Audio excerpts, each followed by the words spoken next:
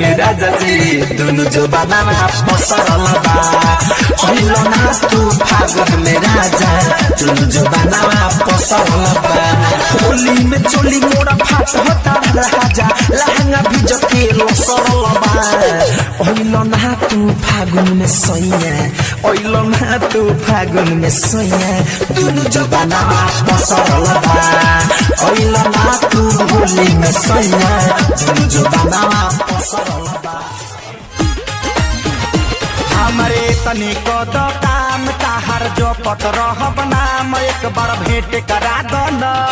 तू अपना छोटकी बहिन से हमार सेट करा दो न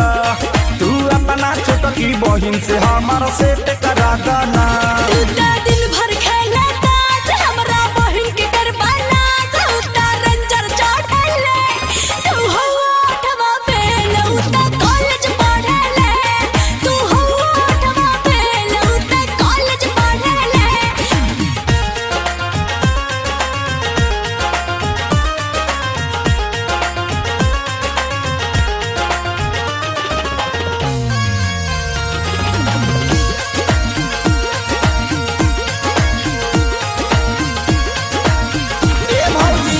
उमड़ल जवानी लेके घूमेली राह में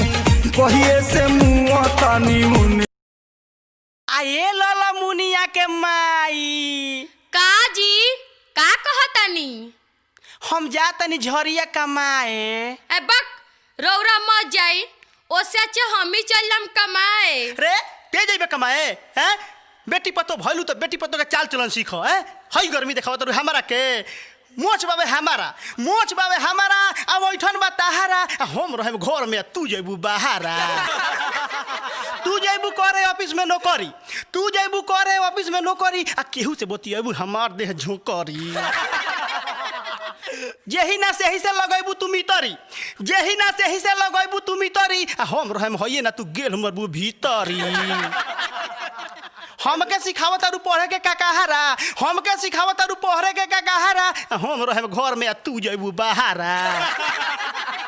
आटा चाउर भेज करलू घर में दल घुसरी आटा चाउर भेज करलू घर में दल घुसरी आ झूठे कहलू घर में डोंट करे मुसरी तू ही कह केंगा विश्वास करी तोहर आ के जनता दूसरे से लगवावे लगबू मोहर सोचलू कि रही ना केहू के पहारा हम रहे घर में तू जइबू बाहरा तू वहाँ जाके खैबू आलू गोभी भांटा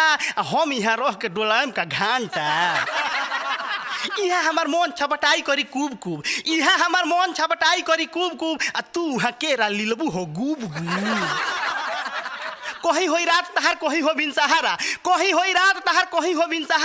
हम रहे घर में तू जइबू बाहरा केहू से कहेलू हमार निक नइखे पति आ कावना गुण पर तहारा के बूझी हम सती बड़ खुशी बनी आज प्यार तोहर पाके कहीं ले जे बहू के दुल्हन बना के बड़ खुशी बनी आज प्यार तोहर पाके कहीं ले जे बहू के दुल्हन बना के सोचे तू बतावा हमसे खाके या पकीरिया तुही बसल बाड़ुए गोरिया दिलवा के हो भीतरिया बसल बाड़ुए गोरिया दिलवा के हो भीतरिया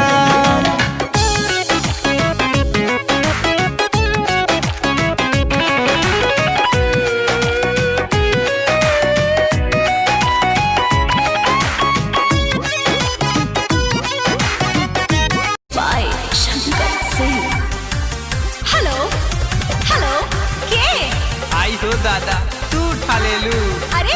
क्या बोला तानी? अपना दीदी से बात कराओ ना। दीदी से बात कराएं? हाँ। पहले ये बताएं कि रउआ क्या बोला तानी? अरे तार दीदी जाने तारी उनका से बात कराओ ना। पहले रउआ बताएं कि क्या बोला तानी? कहाँ से फोन रउआ कइले बनी?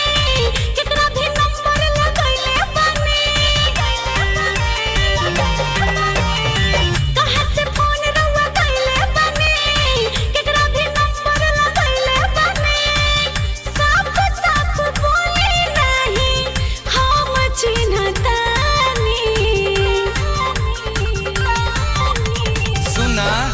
अपना दीदिया के धरादा तोहर पाहुन बोला तानी